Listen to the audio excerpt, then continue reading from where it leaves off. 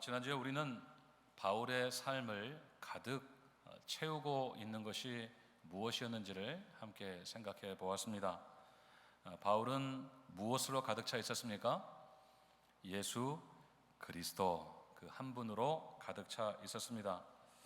골로새 교인들을 영적으로 올바르게 세우려고 안간힘을 쓰던 바울의 자기 간증은 그렇게 예수 그리스도로 가득 차 있었습니다.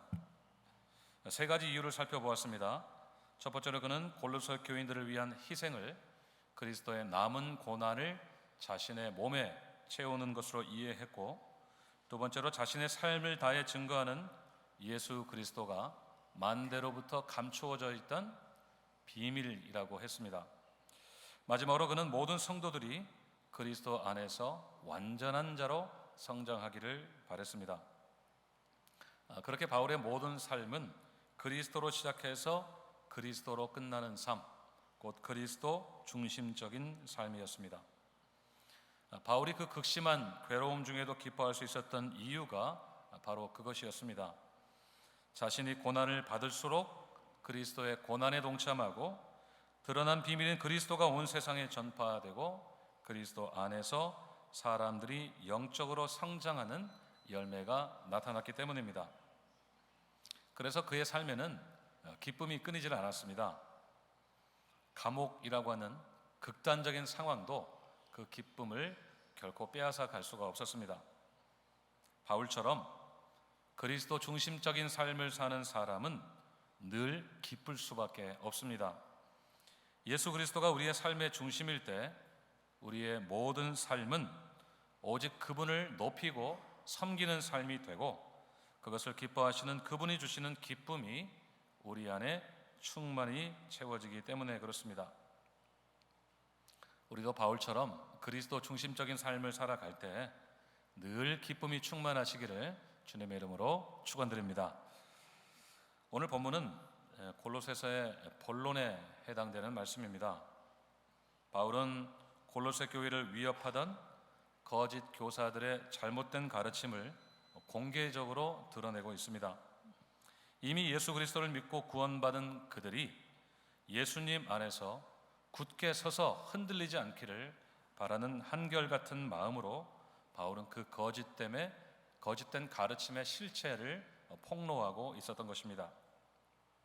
먼저 오늘 본문 8절 말씀을 다시 한번 읽겠습니다. 8절 시작. 누가 철학과 헛된 속임수로 너희를 사로잡을까 주의하라. 이것은 사람의 전통과 세상의 초등학문을 따름이요 그리스도를 따름이 아니니라. 아멘. 자, 바울이 드러낸 실체가 무엇이라고 했습니까? 철학과 헛된 속임수라고 했습니다. 원어적으로는 공허하면서도 속이는 철학이라고 번역할 수 있습니다. 골로새 교인들의 영적인 건강에 심각한 피해를 끼치고 있었던 것이 바로 그것이었습니다. 바울은 그 거짓된 철학이 그리스도에게서 나온 것이 아니라 사람의 전통과 세상의 초등학문에서 나온 것이라고 했습니다. 그래서 바울은 그들에게 그 헛된 철학에 결코 사로잡히지 말라고 당부했던 것입니다. 여기서 주의할 것은 바울이 철학 그 자체를 비난하는 것이 아니라는 점입니다. 우리는 바울이 당대 최고의 학문을 배운 학자요 철학자였던 것을 잘 압니다. 사실 철학 자체에는 문제가 없습니다. 왜냐하면 철학은 말 그대로 지혜를 사랑하는 학문이기 때문입니다. 우리가 철학 그러면 어떤 생각이 드세요? 괜히 고리타분하고 머리가 좀 복잡해지기도 하죠. 그래서 그렇지 철학은 생각하는 존재로 지음받은 우리 모두에게 매우 유용하고도 필수적인 학문입니다. 저도 철학을 공부하기 전까지는 선입견을 가지고 있습니다. 저처럼 이공계, 이과적인 배경을 가진 분들이라고 하면 더욱 그럴 것입니다.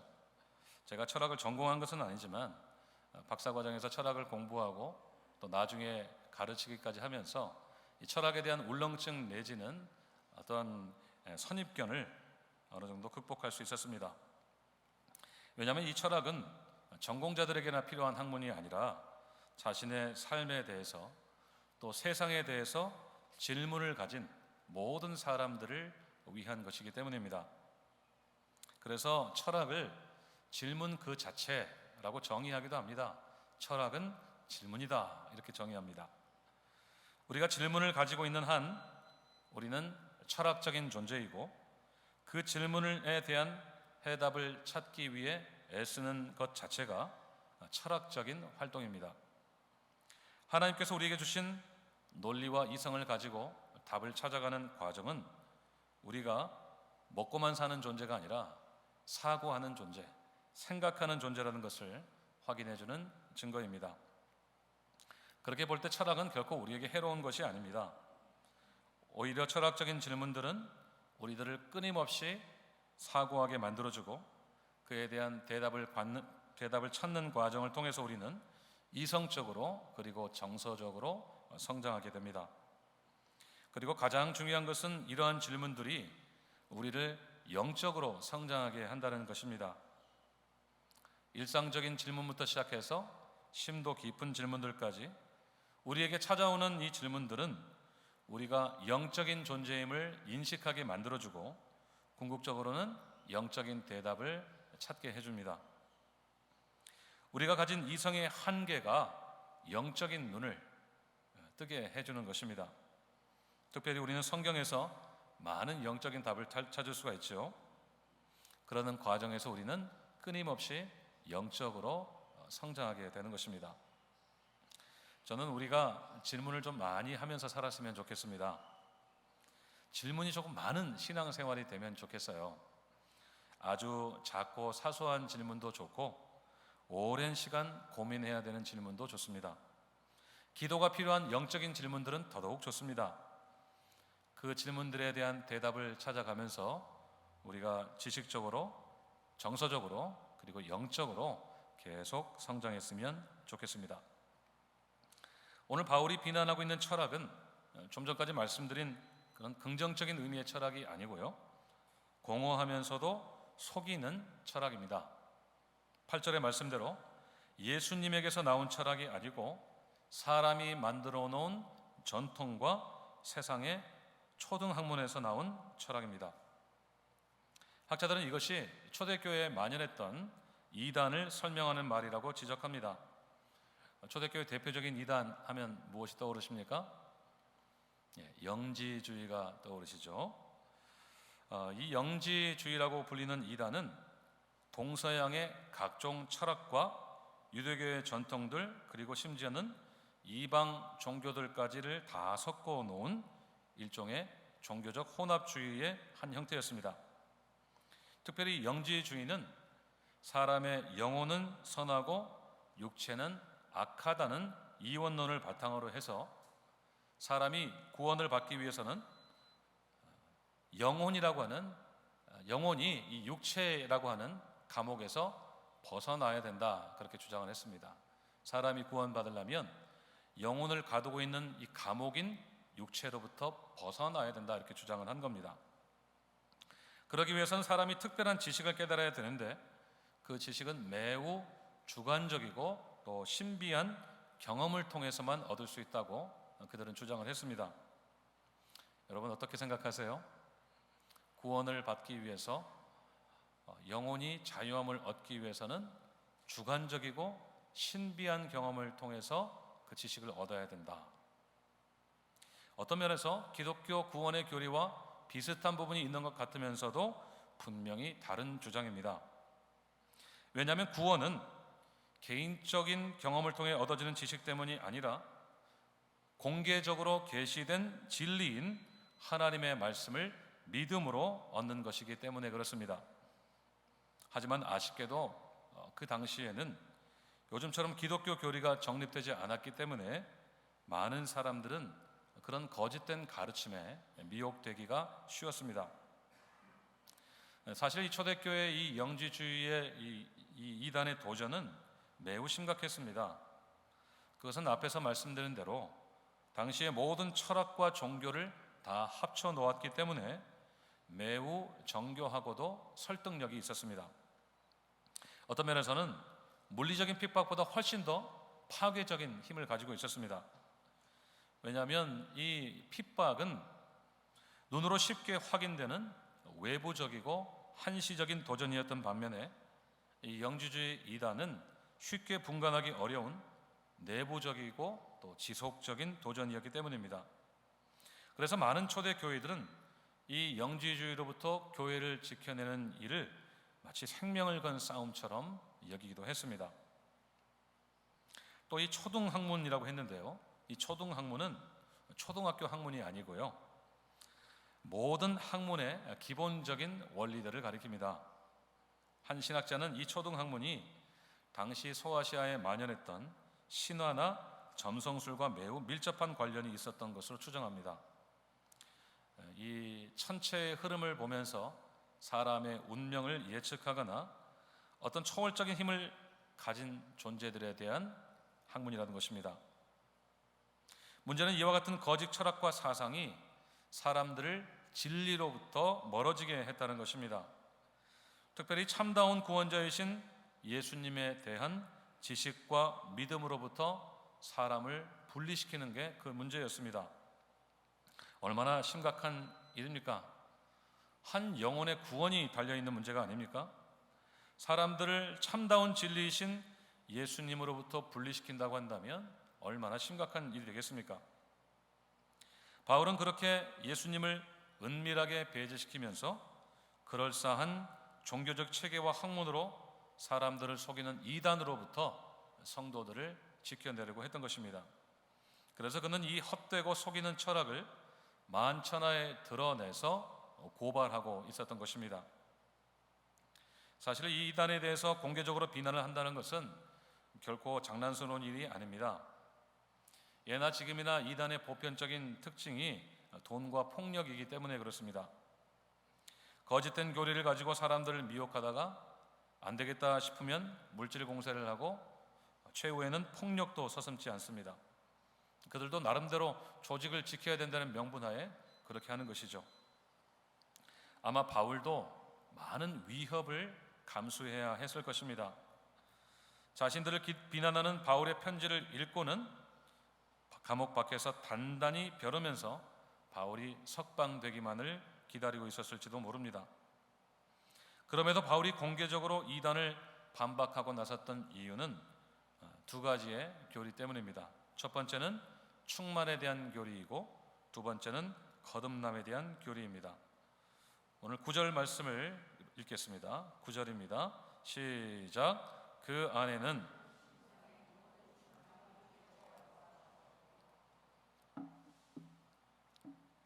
예수님의 육체 안에 무엇이 충만했다고 했습니까? 모든 신성이 충만했다고 했습니다. 먼저는 예수님이 육체로 거하시고 동시에 그분 안에 신성이 충만했다는 것입니다. 그러니까 예수님은 완전한 사람이었고 동시에 완전한 신적인 존재였다는 것입니다. 그런데 이 영지주의는 예수님의 신성만 인정하고 인성은 부정했습니다. 앞에서 말씀드린 대로 그들은 사람의 육체가 악하다고 생각했기 때문에 하나님이신 예수님이 죄스러운 육신을 가질 수가 없다고 생각했습니다. 그래서 그들은 예수님의 신성만 강조하고 믿었던 것입니다. 특별히 이러한 주장은 예수님을 직접 목격했던 증인들이 점점 사라지고 교부 시대가 되면서 더더욱 거세어졌습니다. 그러한 도전 속에서 사도 요한은 이렇게 경고합니다. 요한 1서 4장 2절과 3절을 같이 읽겠습니다. 시작. 이로써 너희가 하나님의 영을 알지니 곧 예수 그리스도께서 육체로 오신 것을 시인하는 영마다 하나님께 속한 것이요 예수를 시인하지 아니하는 영마다 하나님께 속한 것이 아니니 이것이 곧 적그리스도의 영이니라. 오리라 한 말을 너희가 들었거니와 지금 벌써 세상에 있느니라. 아멘. 육신을 입고 오신 예수님의 인성을 부인하는 그들을 적그리스도라고 했을 만큼 요한은 그들의 오류를 심각한 톤으로 지적했습니다. 오늘 바울도 분명히 말하고 있습니다. 예수님은 육신을 입으신 분이라는 것입니다. 그들이 아무리 육신이 악하다고 주장해도 예수님은 완전하고 흠이 없는, 죄가 없는 육신으로 오셨다는 것입니다. 그런데 중요한 것은 예수님의 그 육신 안에 신성의 모든 충만이 있었다는 것입니다. 이 신성의 모든 충만은 모든 신적인 속성을 가리킵니다. 예수님의 육신 안에는 신적인 속성이 충만하게 차 있었다는 말입니다. 쉽게 말하면 예수님이 누구시라는 말일까요? 예수님이 곧 하나님이시라는 말씀입니다. 예수님은 신성과 인성을 동시에 갖추신 완전한 사람, 완전한 하나님이셨던 것입니다. 특별히 예수님 안에 충만한 신성에 대해서 요한은 이렇게 설명합니다. 요한복음 1장 14절과 16절을 함께 읽겠습니다. 시작. 말씀이 육신이 되어 우리 가운데 거하심에 우리가 그의 영광을 보니 아버지의 독생자의 영광이요 은혜와 진리가 충만하더라. 우리가 다 그의 충만한 데서 받으니 은혜 위에 은혜더라. 아멘. 육신으로 오신 예수님 안에 충만했던 은혜와 진리는 하나님의 속성입니다. 하나님의 속성이 예수님 안에 충만했다는 것은 다시 한번 예수님이 하나님이시라는 말씀입니다. 예수님 안에 하나님의 속성이 충만했기 때문에 그분이 하시는 말씀이 곧 하나님의 말씀이었고 그분의 일하심이 곧 하나님의 일하심이었습니다. 그리고 곧 그분의 성품이 곧 하나님의 성품이었다는 것입니다. 더욱 중요한 것은 그 예수님이 우리 안에 계시다는 것입니다. 10절 말씀을 읽겠습니다. 본문 10절 시작. 너희도 그 안에서 충만하여졌으니 그는 모든 통치자와 권세의 머리시라. 아멘. 우리가 예수님 안에서 어떻게 되었다고 했습니까? 충만해졌다고 했습니다. 예수님 안에서 우리는 충만해졌습니다. 우리가 예수님을 믿고 영접할 때 예수님이 우리 안에 들어오시고 우리가 그분 안에 거할 때 우리 모두가 충만해졌다고 하는 것입니다. 이것은 우리가 무엇으로 충만해졌다는 말이 될까요? 예수님 안에 충만한 신성이 우리 안에 충만해졌다는 말입니다. 지난주에 말씀드렸던 신학자 기아페레라는 사람은 이렇게 말합니다. 예수 그리스도는 단순히 인간들을 만나서 그들에게 자신을 계시해 주시기 위해서 이 세상에 오시지 않았습니다.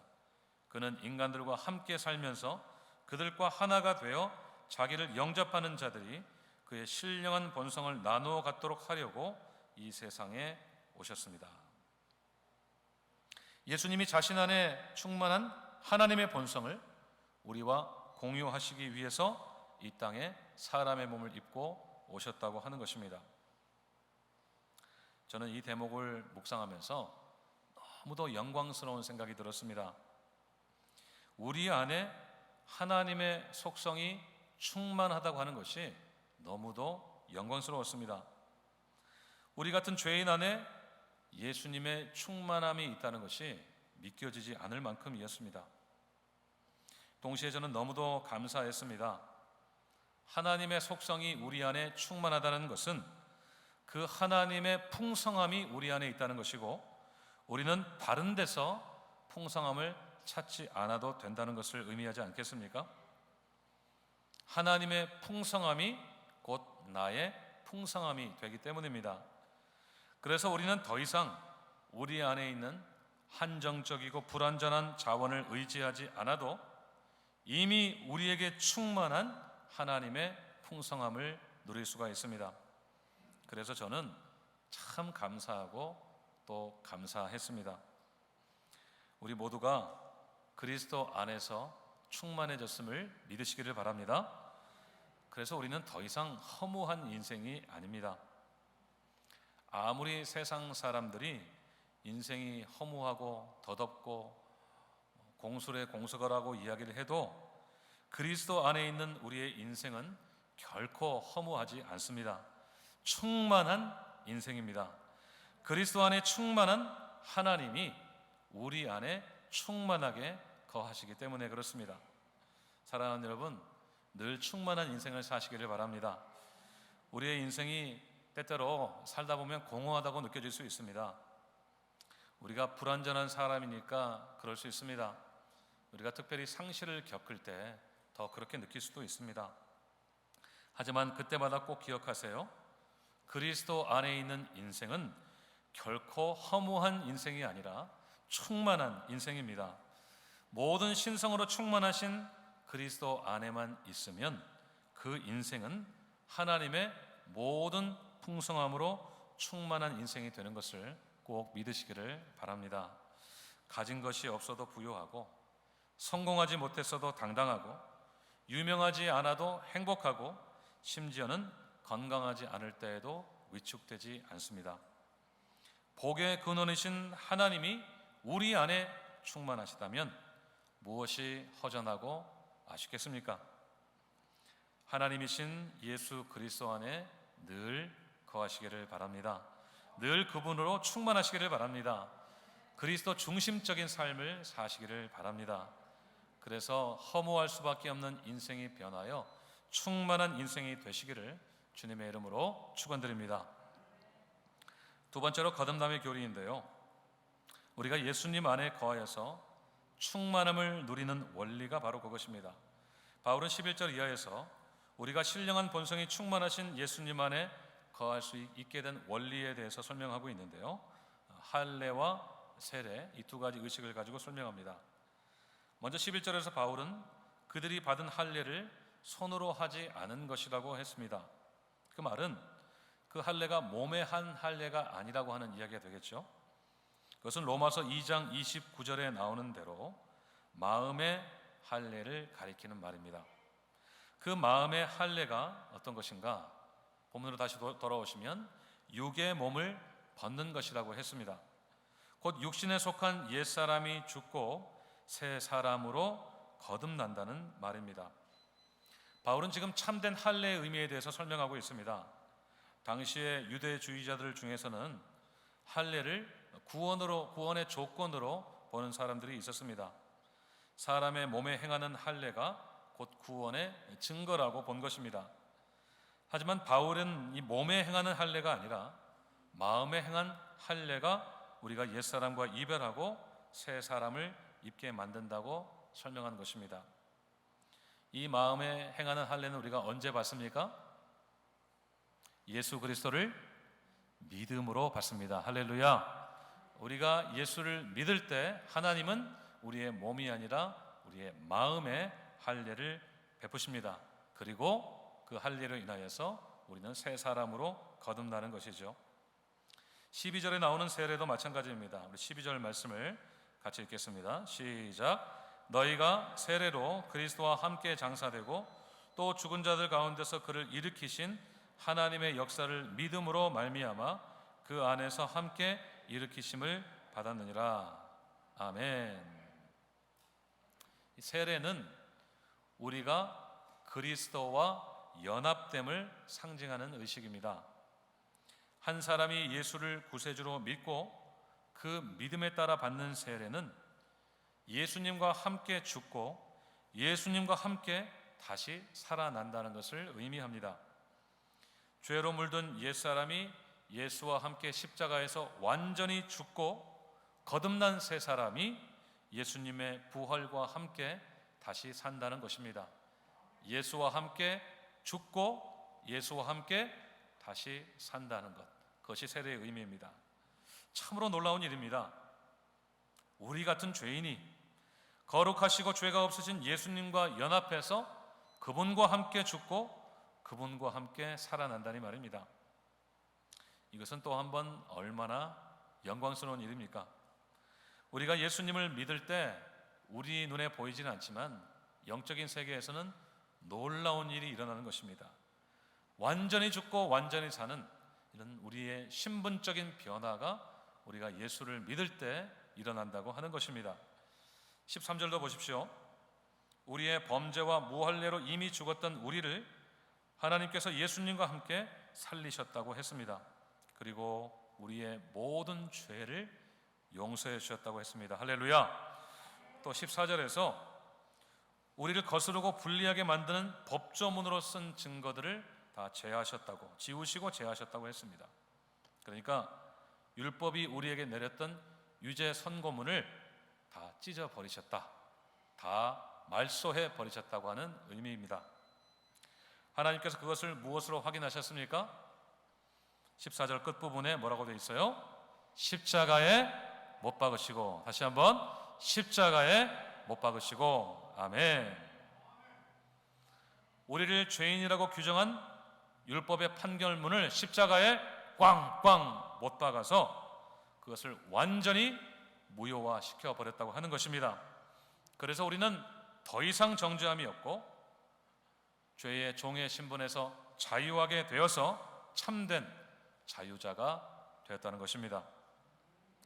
결과적으로 하나님은 예수님을 십자가에 내어주시고 하나님의 백성들을 정죄하던 악한 권세들을 무력화시켜서 온 세상의 구경거리가 되게 하셨다고 했습니다.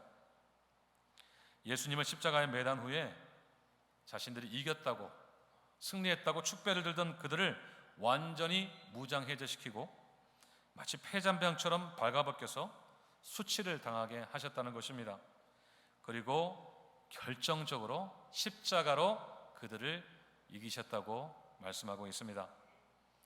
예수님이 십자가에서 죽으신 사건이 결코 끝이 아니었기 때문입니다.